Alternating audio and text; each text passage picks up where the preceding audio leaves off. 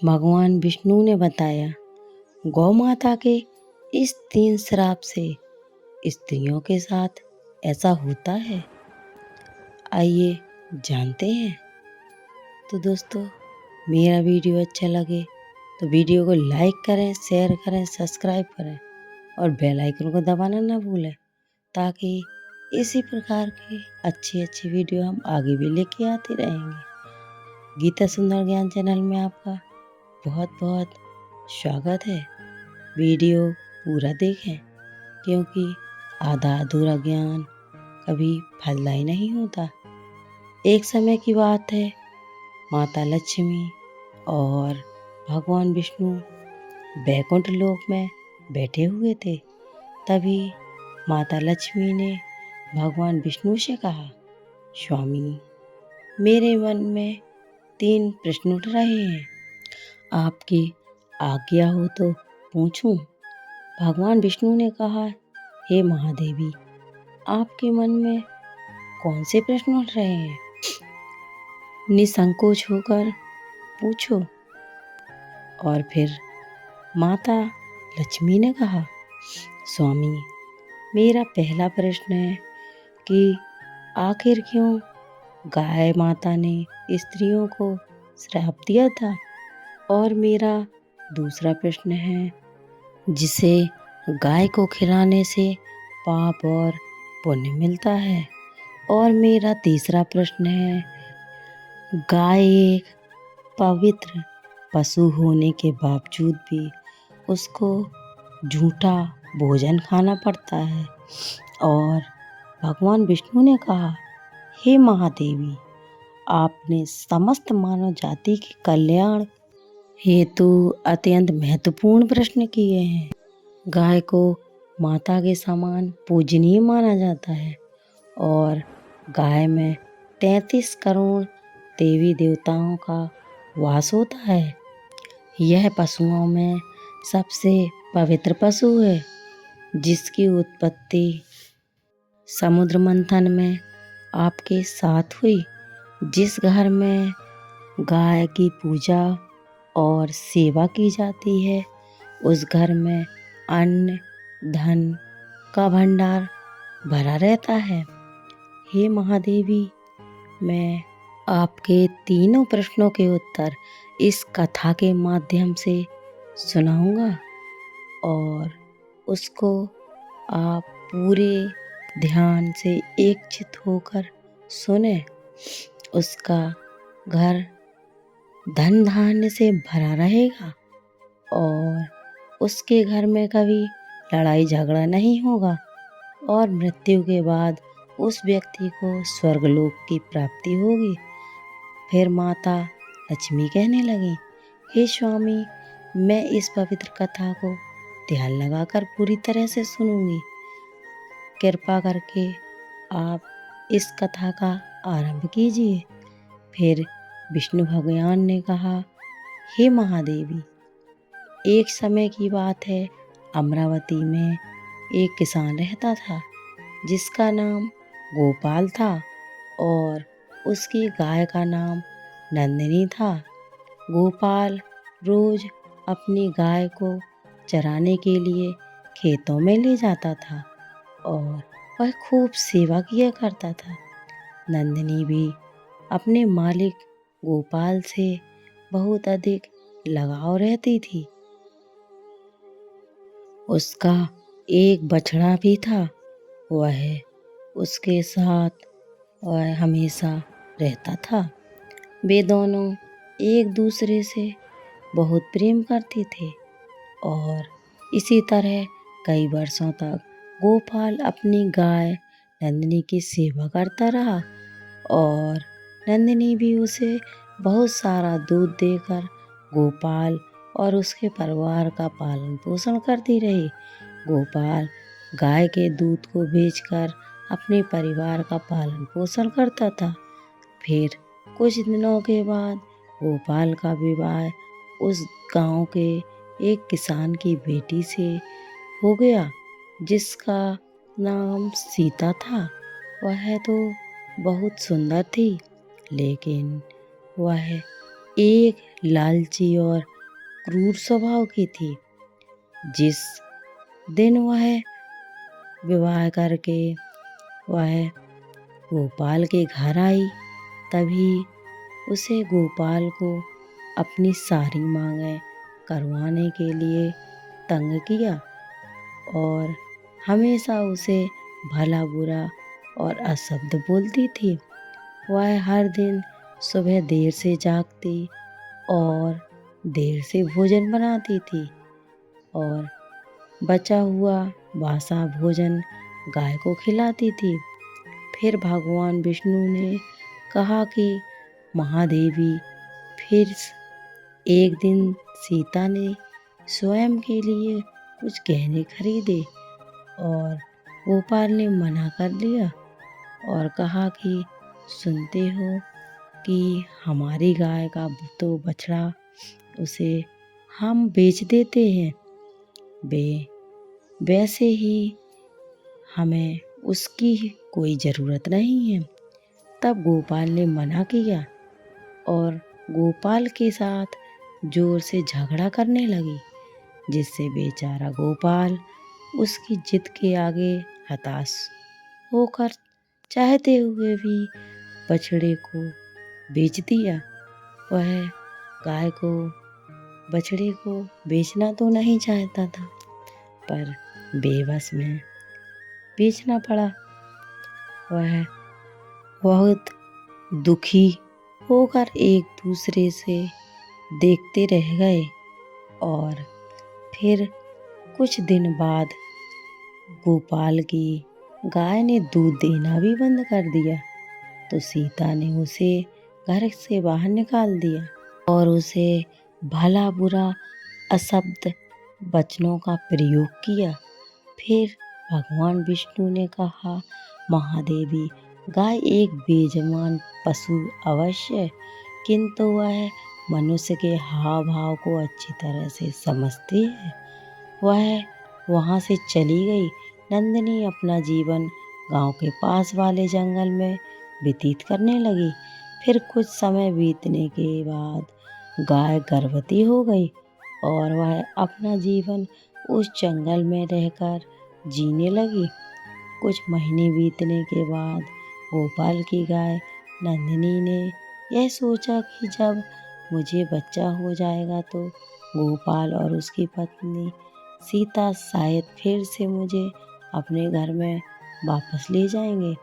इसलिए उसने दूसरे बछड़े को गोपाल के खेत में जाकर जन्म दिया। तब अगले दिन सीता जब खेत में आई तो उसने देखा कि नंदिनी गाय के उन्हीं के खेत में एक बछड़े को जन्म दिया है और तब सीता के मन में फिर से बुरा ख्याल आया और इसके बछड़े को बेचकर धन कमाऊंगी और वह इसके दूध से हमारे घरवार का पूरा खर्चा चलेगा और हमारे परिवार का जीवन यापन भी होगा। ऐसा सोचकर वह इधर नंदिनी का नवजात शिशु, जिसका अभी अभी जन्म हुआ था, माँ के रक्त में भरा हुआ जमीन पर रेंगने लगा और जिस कारण से उसके शरीर पर कंकड़ों के कारण छोटे छोटे घाव होने लगे और अपने नवजात शिशु को ऐसी हालत पर नंदिनी गाय को बहुत दया आई और तड़पती हुई अपने बच्चे को और देखने लगी, तो क्योंकि वह कुछ भी नहीं कर सकती थी, लेकिन जब उसने सीता को उसकी ओर आते देखा तो उसे करुण स्वर से कहने लगी, हे देवी, कृपा करके मेरे नवजात शिशु को इस पीड़ा से मुक्त करें। इसके नाजुक शरीर को जमीन पर कंकड़ चुभने के कारण इसे कष्ट हो रहा है। फिर जब सीता ने गाय के बछड़े की ओर देखा तो वह अत्यंत दुर्गंध युक्त रक्त से पीला रेंगता हुआ अपनी माँ की तरफ बढ़ रहा है, तब सीता को उस गाय के शिशु की ऐसी हालत देखकर उस पर दया आने लगी और उस जगह घिन आने लगी और उसने गाय के बच्चे को ना तो उठाते हुए कहा, भला मैं तुम्हारे ऐसे गंदे बछड़े को क्यों छू लूं। फिर भगवान विष्णु ने कहा, हे महादेवी, वह गाय सीता को बहुत याचना करने लगी। वह रोते हुए गिड़गिड़ाने लगी और अंत मन से उससे विनती करने लगी, किंतु सीता ने क्रूर स्वभाव के कारण उसके गाय के बछड़े को छुआ तब नहीं और छुआ और वह दूर दूर से चली गई। गाय बार बार उससे विनती करती रही, किंतु सीता ने उसकी बातों पर कोई ध्यान नहीं दिया। वह तब गाय भगवान से प्रार्थना करते हुए गुहार लगाई और कहने लगी, हे प्रभु, आप मेरे निर्दोष और निष्पाप बछड़े को ऐसी प्राणघातक सजा ना दें।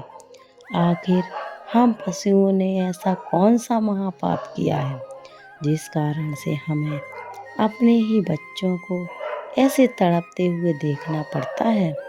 गाय की ऐसी करुण पुकार सुनकर स्वयं श्री कृष्ण वहाँ से प्रकट हुए और उन्होंने गाय समेत समस्त पशुओं को आशीर्वाद दिया कि उनके बच्चे जन्म लेने से तुरंत बाद ही चलने लगेंगे, जिस कारण वे उनकी माँ के आसपास रह सकेंगे।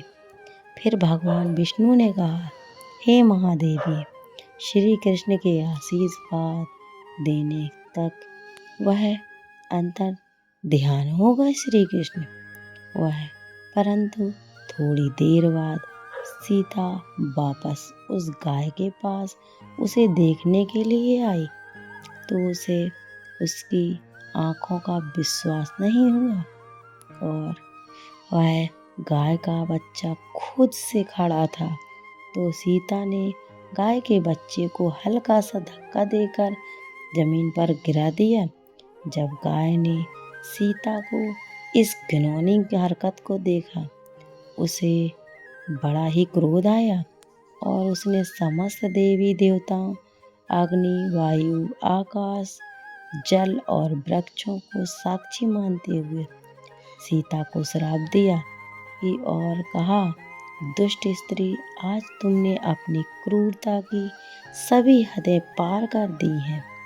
मैं आज समस्त संसार को साक्षी मानकर वह तुम्हें समस्त मानव जाति को यह श्राप देती हूँ कि जब भी तुम्हारा बच्चा होगा तो उसे चलने के लिए सहारे की जरूरत पड़ेगी और तुम्हारे बच्चों को चलने के लिए 1 वर्ष तक का समय लगेगा। तब भगवान विष्णु कहते हैं, हे महादेवी, आपके पहले प्रश्न का उत्तर आपको मिल गया है। उसकी नंदिनी गाय के श्राप के कारण आज मनुष्य के बच्चों को चलने के लिए सहारे की जरूरत पड़ती है। वह ठीक से चलने के लिए शिशु को 1 वर्ष तक का समय लगता है। सतयुग में मनुष्य के बच्चे जन्म लेते ही तुरंत बाद ही चलते थे। हे महादेवी, तभी इस गाय के श्राप के कारण तूफान, वर्षा होने लगी और तेज बिजलियां फड़कने लगी और वह तब बिजलियों के कड़कते ही तब तेज वर्षा के कारण सीता एक पेड़ के नीचे छुप गई, किंतु नियति ने उस पेड़ पर बिजली गिरा दी, जिस कारण से सीता की मृत्यु हो गई और आत्मा को लेकर यमदूत धर्मराज के दरबार में उपस्थित हुए फिर चित्रगुप्त ने उस स्त्री का लेखा जोखा देखा तो वह हैरान रह गए। यमराज ने सीता के गुनाहों को जानना चाहा। चित्रगुप्त बोले, महाराज, इस स्त्री ने अपने पति को हमेशा देर से उठना और निर्वस्त्र स्नान करना तथा वह अपने पूरे जीवन में कभी भी पूजा पाठ नहीं किया। इसने जीवन में पाप ही पाप किए हैं और इसने सबसे बड़ा महापाप तो यह किया है कि गाय को हर रोज जूठा भोजन, बासी रोटी खिलाई जिससे कीड़े मकोड़े न खा सकें। साथ ही एक गाय के नवजात शिशु को मदद तक नहीं की। फिर धर्मराज ने कहा, इस स्त्री को कुंभी पाक नामक नरक में डाल दिया जाए और इसके बाद इसे जहरीली बैतरणी नदी में डाल दिया जाए और इस स्त्री को 16 नरकों की सजा दी जाए। फिर भगवान विष्णु ने कहा, हे महादेवी, यमदूत उस स्त्री को नरक में डाल देते हैं और इसकी आत्मा को बहुत पीड़ा देते हैं। यह सिलसिला कई वर्षों तक चलता रहा। फिर जब उसकी सारी सजाएं पूरी हो गई तो फिर धनराज ने वह स्त्री को, गाय को हमेशा झूठा और सड़ा हुआ अन्न खिलाने के कारण सुअर की योनि में डाल दिया। फिर वह हमेशा कीचड़ में रहती और दुग्ध युक्त पदार्थ खाती। फिर भगवान विष्णु कहते हैं, हे महादेवी, जो भी स्त्री या पुरुष गाय को झूठा सड़ा भोजन अन्न खिलाते हैं वह उन्हें नरक में जाना पड़ता है और कई प्रकार के कष्ट भोगने पड़ते हैं। हे महादेवी, अब मैं आपको बताता हूँ कि आखिर क्यों गाय को झूठा भोजन अन्न खाना पड़ता है। यह बात सतयुग की है, जब शिवजी और देवी पार्वती समुद्र के किनारे घूमने के लिए शिवजी के मन में देवी पार्वती को परीक्षा लेने की सूझी। उन्होंने देवी पार्वती से कहा कि हे देवी, अचानक अवश्य काम में जाना पड़ता है और मुझे यह कार्य पूरा करके अभी आना होगा और तब वह आप मेरी यही प्रतीक्षा करना। तब शिवजी की बात सुनकर देवी पार्वती अकेली ही तट पर बैठकर उनकी प्रतीक्षा करने लगी। इसी तरह से शाम हो गई और इस दिन शिवरात्रि का भी दिन था। जब देर में रात तक शिवजी नहीं लौटे तो वह माता पार्वती को तट पर से शिवलिंग का निर्माण किया और इस आसपास उपलब्ध पूजन की सामग्री से रात भर शिवजी का निर्जला निराहार व्रत संपूर्ण किया। शिवजी सूक्ष्म रूप से वही उपस्थित थे और हर गतिविधि के साक्षी थे। सुबह होने पर देवी पार्वती ने समुद्र में रेत की शिवलिंग और पूजन की सामग्री का विसर्जन किया और थोड़ी ही देर बाद शिवजी वहाँ प्रकट हो गए और कहने लगे, हे देवी, काल शिवरात्रि थी पर आपने मेरी पूजा नहीं की। देवी पार्वती ने कहा, स्वामी, मैंने आपको पूजा की और पूजन भी किया और अभी अभी पूजन सामग्री समुद्र में विसर्जित की है। और फिर वह माता पार्वती कहने लगी कि आप इस गौ माता से पूछ सकते हैं तभी उन्होंने पूछा और गौ माता ने नाग का सिर हिला दिया तो वह पार्वती माँ वह क्रोधित हुई और इसी श्राप के कारण वह गौ को झूठा भोजन खाने का श्राप दिया। तो दोस्तों मेरी यह वीडियो कैसी लगी? अच्छी लगी हो तो वीडियो को लाइक करें, शेयर करें, सब्सक्राइब करें और बेल आइकन को दबाना ना भूलें और कमेंट में जय श्री कृष्ण लिखना ना भूलें। तो चलिए दोस्तों, जय श्री कृष्ण।